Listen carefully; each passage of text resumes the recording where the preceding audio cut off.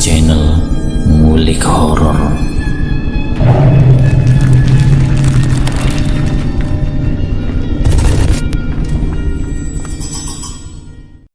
Assalamualaikum warahmatullahi wabarakatuh. Jumpa kembali di channel Ngulik Horor. Channel ini menceritakan tentang kisah-kisah misteri. Pada kesempatan kali ini saya akan membawakan kisah misteri yang diambil dari YouTube-nya Ngulik Misteri dan ditulis oleh Edna Villa. Kalian juga dapat mengunjungi YouTube-nya Ngulik Misteri ya. Nanti link saya akan sediakan di kolom deskripsinya. Oh ya, di dalam cerita ini, nama dan tempatnya disamarkan semua ya, untuk menjaga privasi pihak yang terlibat di dalamnya. Yuk daripada kita lama-lama, langsung saja kita simak ceritanya. Bismillahirrahmanirrahim. Kali ini saya akan membawakan kisah misteri yang berjudul Kiriman Santet dari Mertua. Seperti apa kisahnya? Mari kita kulik ceritanya. Ini ada kisah tentang satu keluarga yang memilih hidupnya terpisah dengan sanak saudaranya. Narasumber ini sebut saja namanya Ratna. Ratna ini yang akan menceritakan kisah tentang adiknya yaitu Sari, yang mengalami sakit-sakitan yang dirasanya itu sangat aneh. Karena sudah hampir 4 bulan lamanya Sari tidak kunjung membaik. Dari beberapa kali periksa ke dokter sampai mendatangi dokter spesialis kandungan, karena memang Sari mengalami sakit setelah ia melahirkan anak pertamanya. Awal ceritanya Sari yang menjalani hubungan dengan kekasihnya yang bernama Rido. Namun hubungan itu tidak semudah yang dibayangkan. Sari yang sudah menjalani hubungan dengan Rido sudah hampir 2 tahun lamanya. Tapi dari pihak keluarganya Rido ini tidak merestuinya. Orang tuanya Rido yang menginginkan agar Rido menikah dengan perempuan pilihannya. Tapi Rido sendiri lebih memilih Sari yang sudah dari bangku SMA. Usaha demi usaha telah dilakukan keduanya untuk mendapatkan restu dari keluarganya Rido. Tapi sampai mereka melangsungkan pernikahan, orang tuanya Rido sama sekali tidak hadir. Bahkan hanya 3 orang dari pihak keluarganya Rido yang hadir. Setelah pernikahan, Rido yang melihat istrinya yang diperlakukan seperti orang lain di keluarganya Rido, membuat Sari tersiksa dan meminta agar keluar dari rumah mertuanya. Rido pun menyetujui dan memilih keluar dari rumah orang tuanya. Dia lebih baik tinggal di sepetak kontrakan daripada istrinya harus dicaci maki setiap harinya. Dari situlah kehidupan sepasang suami istri yang baru menikah itu harus jauh dari keluarga. Sampai kelahiran anak pertamanya pun Sari harus berjuang sendiri tanpa dibantu oleh keluarganya. Setiap harinya Sari sendirian di kontrakan karena ditinggal Rido untuk bekerja di salah satu pabrik yang penghasilan bisa dikatakan cukup untuk memenuhi kebutuhan sehari-hari. Sampai Sari melahirkan anak pertamanya yang usianya waktu itu belum genap 40 hari. Kehidupan yang jauh dari keluarga membuat sanak saudaranya Sari banyak yang berkunjung mengucapkan rasa syukur, mengucapkan selamat atas kelahiran anaknya. Mereka berdua itu lebih memilih jauh dari keluarganya masing-masing karena memang dari keluarganya suaminya yaitu Rido sangat tidak menyukai Sari. Tapi waktu itu orang tuanya Rido yang datang tanpa diketahui oleh Rido dan juga Sari. Ratna yang bertemu dengan beberapa keluarganya dari Rido, dari bapaknya, adik-adiknya termasuk kakaknya saat mengunjungi anaknya Rido. Walaupun mereka tidak merestui dan tidak setuju dengan pernikahan Sari dan Rido, tapi mendengar kelahiran anaknya Rido, mereka berkunjung. Disitulah Ratna mengenal keluarganya Ridho. Di saat keluarganya menjenguk anaknya Sari, orang tuanya Ridho ini masih mencemooh Sari tentang kehidupan Ridho yang tergolong orang yang berada, tapi lebih memilih Sari yang bukan apa-apa. Kamu sih nikah kok sama anak miskin, dipilihkan yang kaya malah tidak mau. Kamu harus menanggung hidupmu yang susah ini. Makanya mas, sampean itu ceraikan saja si Sari dan nikah sama perempuan yang lain yang lebih dari Sari. Ratna yang mendengar secara langsung keluarganya Ridho mengolok-olok Sari, menghina, mencaci maki. Sebagai kakak, Ratna tidak terima kalau adiknya itu perlakukan seperti itu. Adikku memang bukan orang yang berada seperti kalian. Jika kalian memandang hanya dengan harta, sebaiknya kalian ini pergi dari sini. Ini kontrakan, bukan rumah yang layak bagi kalian. Kalian datang ke sini hanya mengolok-olok dan menghina adik saya. Tadinya tidak usah datang sekalian. Ratna yang emosi karena dia juga sangat merasakan apa yang dirasakan adiknya. Dalam kondisi yang saat itu baru melahirkan, bukannya mendapatkan kasih sayang dari mertua, tapi justru mendapat hinaan dan makian yang dilontarkan, membuat Ratna tidak bisa menerimanya sampai timbul pertengkaran. Pertengkaran itu sampai terdengar oleh tetangga kontrakan, sampai kemudian mereka pun akhirnya dipisahkan. Sudah, berhenti. Mendingan ibu bapak sekarang pulang ke rumah daripada di sini menimbulkan pertengkaran. Sari yang waktu itu hanya bisa menangis sedih karena melihat perlakuan dari keluarga suaminya. Dan Ratna pun kemudian berusaha menenangkan. Apa yang baru saja terjadi jangan dipikiri. Yang penting suami kamu masih ada di sini dan menemani kamu serta anakmu. Setelah kejadian itu, semenjak kunjungan keluarganya Ridho, Sari mengalami hal-hal yang aneh. Setelah lebih dari 40 hari anak yang dilahirkan, Sari mulai merasakan sakit di bagian perutnya. Sampai diantar Ridho ke klinik untuk memeriksakan sakit yang dideritanya. Namun hasil dari pemeriksaan itu katanya karena dampak dari proses persalinan kemarin. Sari pun kemudian diberi obat, tapi keadaan itu tidak kunjung membaik walaupun sudah dikasih obat. Dikasih berbagai macam vitamin, tapi tidak kunjung membaik juga. Sampai singkat ceritanya, Sari yang masih kesakitan di bagian perutnya selama hampir 3 bulan lamanya. Tapi di saat Sari sakit-sakitan, kondisi rumah tangganya juga dirundung masalah. Setiap kali suaminya pulang kerja yang tanpa disengaja oleh Sari tidak menyiapkan minuman ataupun makanan, itu menjadi masalah besar bagi keluarganya dan menjadikan pertengkaran hebat, sampai anaknya menangis pun tidak peduli. Sari yang kondisinya masih sakit berusaha menjelaskan kepada Ridho kalau dirinya perutnya sangat sakit, jadi tidak bisa menyiapkan air ataupun makanan. Bukan hanya itu saja, tapi masalah yang lain dari kebutuhan yang diminta kepada Ridho untuk periksa, Sari pernah dimarahi habis-habisan. Kamu ini minta uang buat apa? Mau periksa? Ngapain periksa-periksa kalau hasilnya tidak kunjung membaik juga? Dari bulan kemarin kamu periksa terus, tapi mana hasilnya? Sudahlah, kamu jalanin saja, nanti juga sembuh sendiri. Tidak usah minta uang lagi buat periksa. Ingat itu, bentak Ridho. Ridho yang sudah tidak memperdulikan keadaan Sari waktu itu, tanpa seizin Ridho, Sari dengan anaknya yang masih kecil, dia berangkat sendiri ke klinik untuk memeriksakan sakitnya.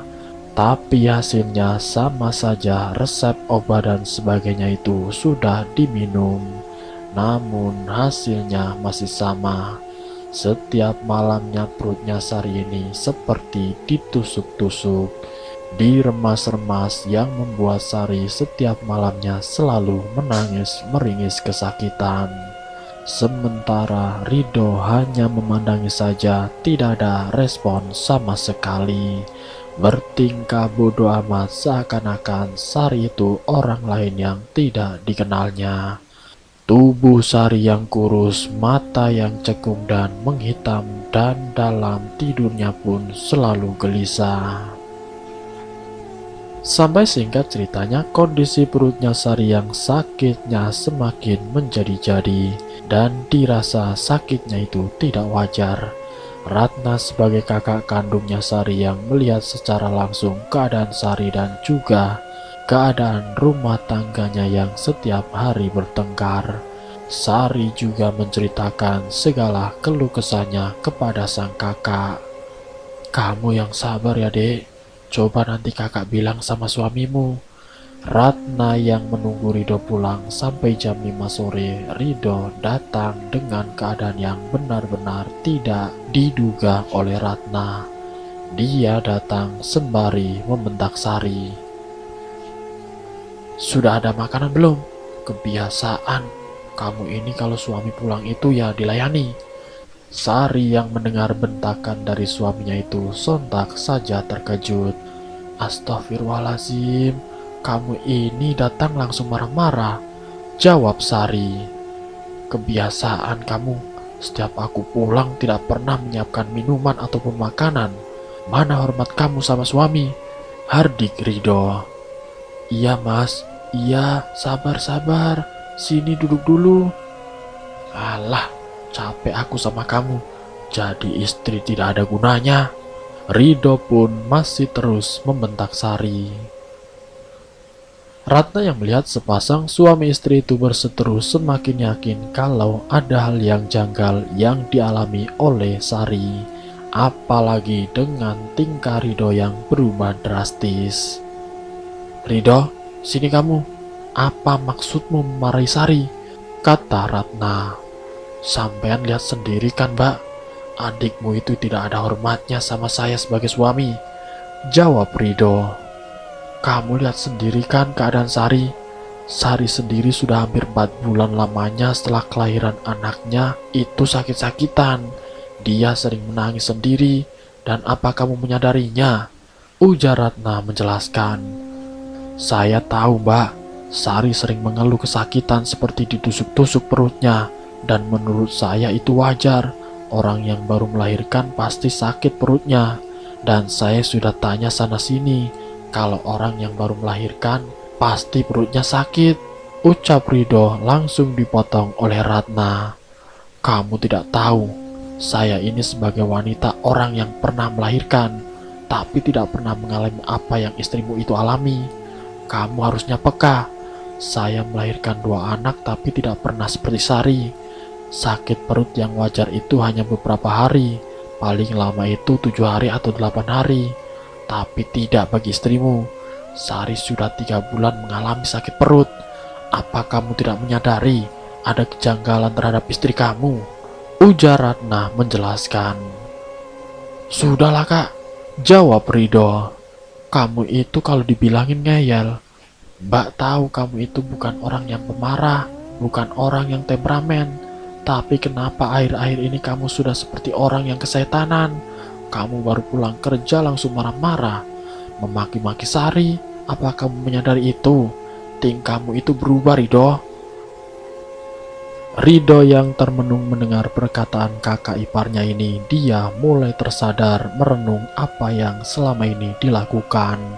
Sampai terdengar suara azan maghrib, Rido diminta sama Ratna untuk melakukan sholat maghrib dan sekaligus menjadi imamnya.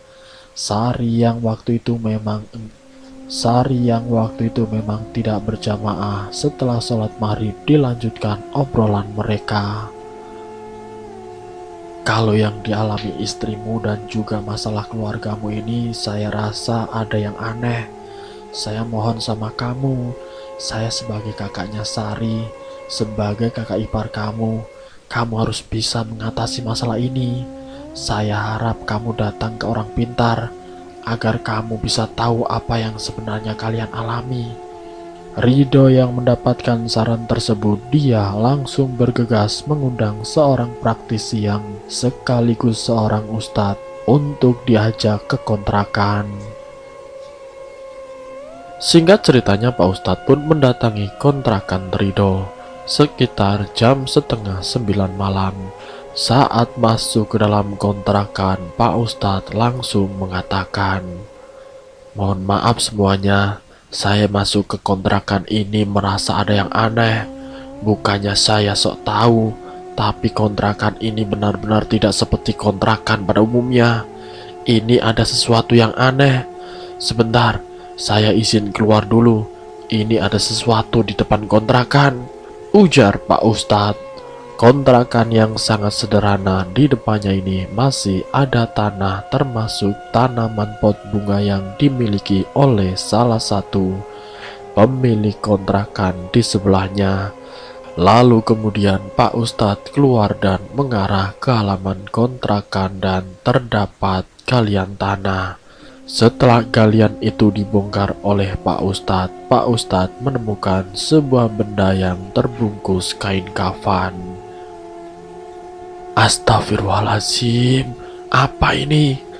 Tanah kuburan digunakan sebagai perantara pelancar santet. Tanah kuburan ini dibungkus menggunakan potongan kain kafan. Benda itu diambil dan ditaruh di kantong kresek. Lalu kemudian Pak Ustadz kembali ke dalam kontrakan dan menjelaskan, "Kalau pengaruh benda yang ada di luar ini pasti menyebabkan rumah tangga kalian menjadi berantakan. Dan yang lebih parahnya lagi, dari benda ini yang ada di halaman depan, ada orang yang sengaja menaruhnya. Benda ini tujuannya untuk menyantet istri Mas Ridho dan juga mempengaruhi Mas Ridho. Tujuannya agar keluarga kalian itu bertengkar dan berujung bercerai. Tapi alhamdulillah, kalian berdua masih diberikan kesehatan, walaupun saat ini kondisi istri kamu mengalami sakit di bagian perut, dan itu bukan sakit yang biasa. Saya minta izin sama kamu, Mas, dan juga sampean, Mbak Ratna. Izinkan saya kembali menerawang di bagian perut istrimu." Ridho dan juga Ratna mempersilahkan Pak Ustadz memegang perutnya Sari. Ustadz itu menerawang sembari memegang area perutnya Sari.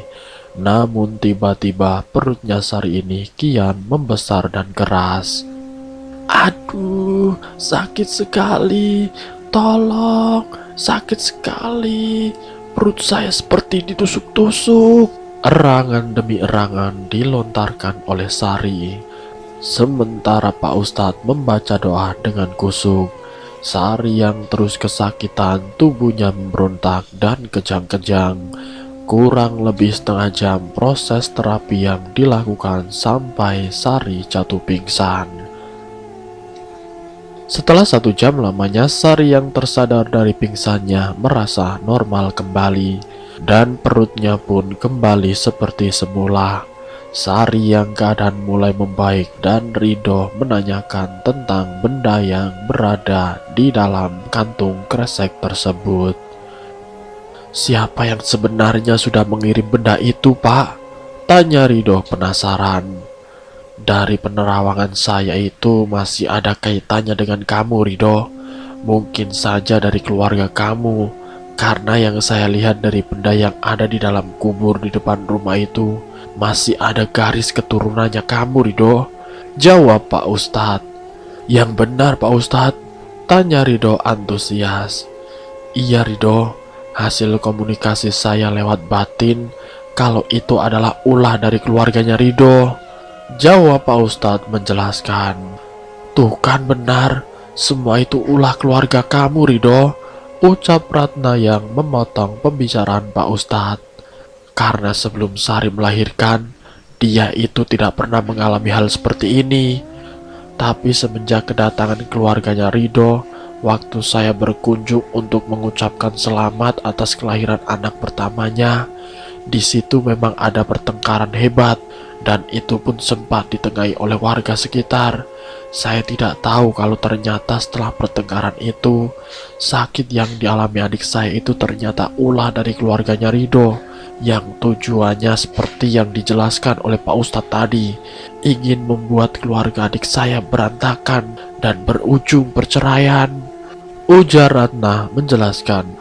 Sari dan Ridho yang mulai sadar sebab yang membuat Ridho mudah marah. Ridho sendiri juga mengungkapkan, "Benar Pak Ustadz, saya pun merasa aneh karena saya sendiri setiap pulang kerja pasti saya marah-marah, sering memaki istri saya," kata Ridho. Ya, itulah yang namanya tujuan iblis untuk membuat keluarganya sampean itu cerai. Tapi Allah Maha Pelindung dan Maha Segala-galanya. Dengan kuasanya, alhamdulillah, keluarganya sampean termasuk istrinya sampean dalam keadaan baik-baik saja. Walaupun merasa sakit berbulan-bulan setelah melahirkan, tapi sekarang insya Allah sudah tidak lagi merasakan sakit itu. Tapi pesan saya untuk kalian, benda ini buang jauh-jauh, kalau bisa secepatnya. Dan kalian pun jangan balas dendam, biarkan Allah yang membalasnya. Tidak perlu kalian yang turun tangan kepada orang yang sudah mengirim benda ini. Sari yang mengalami santet kiriman dari mertuanya, biarkan saja. Yang terpenting kalian selalu berikhtiar, berdoa, sholat 5 waktunya jangan pernah kalian tinggal. Pak Ustadz menasehati Ridho dan Sari. Semenjak kejadian itu, Ridho pun sadar kini Ridho selalu menjaga Sari. Mereka sadar bahwa orang tuanya Ridho lah yang telah mengirim santet untuk Sari. Tujuan utamanya agar Ridho menceraikan Sari.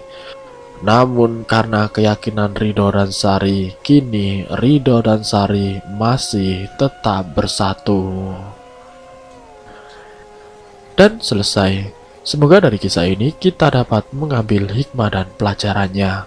Ambil sisi positifnya dan buang jauh-jauh sisi negatifnya. Semoga kalian semua selalu dalam lindungan Allah SWT. Terima kasih untuk kalian yang sudah mampir di channel kami. Jika kalian tertarik dengan video kami, silahkan tekan tombol like, share, dan komen. Tekan subscribe untuk mengikuti video-video kami yang selanjutnya. Wassalamualaikum warahmatullahi wabarakatuh.